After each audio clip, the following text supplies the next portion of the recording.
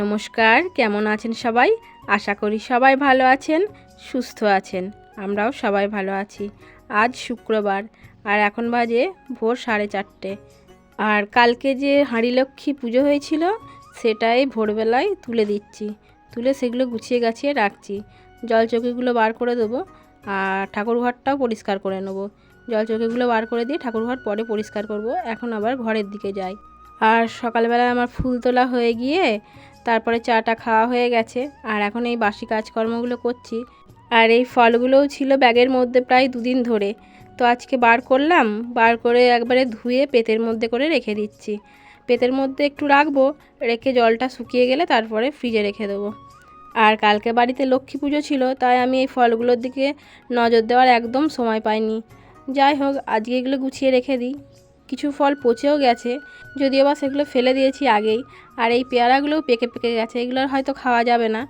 যাই হোক, আমার সব হয়ে গেছে, ফলগুলো গুছানো হয়ে গেছে। এবার রেখে দেবো, আর একটু পরে ফ্রিজে রেখে দেবো। আর তারই মধ্যে দেখছি ডুমুর নিয়ে এসছে গাছ থেকে তুলে।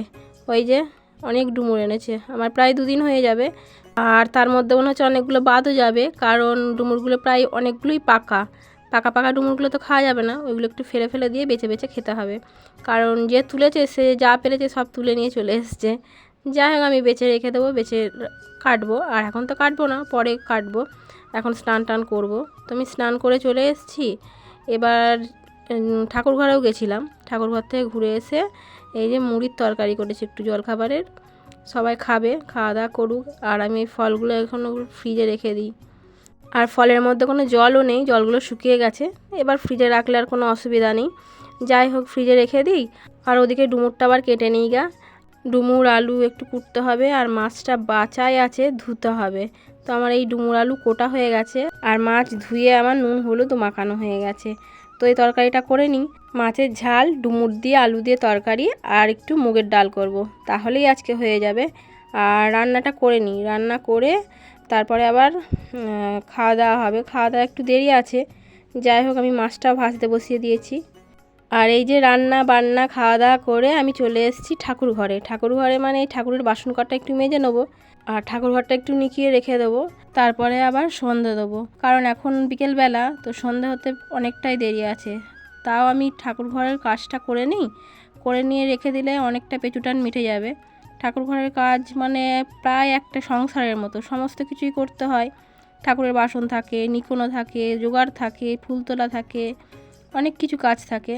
তো প্রায় একটা সংসারের মতো। তো আমার ঠাকুর ঘরের কাজ মিটে গেছে।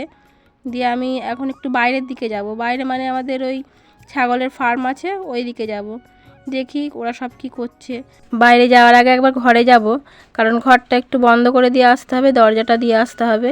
দরজা আমার দেওয়া নেই। আর এই বাসনগুলো আমার বিকেলবেলায় মাজা হয়ে গেছিলো। যাই হোক, এবার একটু বাইরের দিকে বেরোবো। বেরিয়ে এসে তারপরে জামা কাপড়গুলোও আছে পিছনে আমার, সেগুলোও তোলা হয়নি, পরে তুলবো। এখনও তো বিকেলবেলা, সন্ধ্যা হতে একটু দেরি আছে। আর এই যে আমি চলে এসেছি, কিন্তু ছাগল ফার্মে নেই, ছাগল মাঠে নিয়ে গেছে।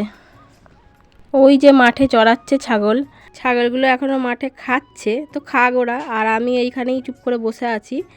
ওরা আসুক, তারপর আমি বাড়ি যাব। আমি মাঠে যাব না, কেননা আমি কাপড় কেচে আবার এই নাইটিটা পরে এসেছি, তাই আমি আর মাঠে যাব না। এই যে ছাগল সব চলে এসছে, আর এরা 3 জন আমাকে দেখে এখানে চলে এসছে। যাই হোক, এদের তাড়িয়ে দিই, না হলে আবার এদিক ওদিক হয়ে যাবে। আর তাড়িয়ে দিচ্ছি, ওরা সবাই চলে যাচ্ছে। আর ঘটু একটা মানে পাতা পেয়েছে, ও আর কোনো মতে রাস্তা থেকে যাবে না। দিয়ে আবার ওই রবি ঘোষকে বললাম, রবি ঘোষ আবার কোলে কোলে নিয়ে গেল। আর এই ঘটুর একটা অভ্যাস হয়ে গেছে, মানে অনেকটা যাবে আসবে, কিন্তু ওই ফার্মের আগে এলেই ওকে কোলে নিয়ে ফার্মে তুলতে হবে। এটা রবি ঘোষই অভ্যাসটা করেছে। যাই হোক, ছাগল চলে এসছে, আমি একটু দেখে এবার বাড়ির দিকে চলে গেলাম। বাড়িতে এসে আমার সন্ধে দেওয়া হয়ে গেছে। দিয়ে আমি আবার এই চা করতে এসেছি, একটু চা খাবো, তারপরে আবার রান্না বান্না করব।